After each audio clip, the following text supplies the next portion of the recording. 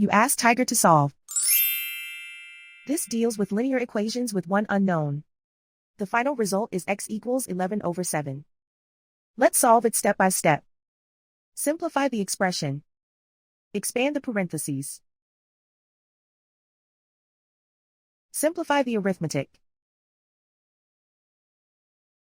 Expand the parentheses. Simplify the arithmetic. Group like terms. Simplify the arithmetic.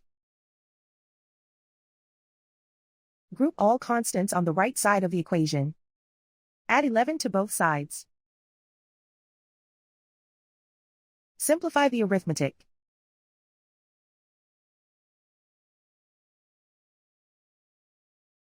Isolate the x. Divide both sides by 7. Simplify the fraction. And so the final result is x equals 11/7.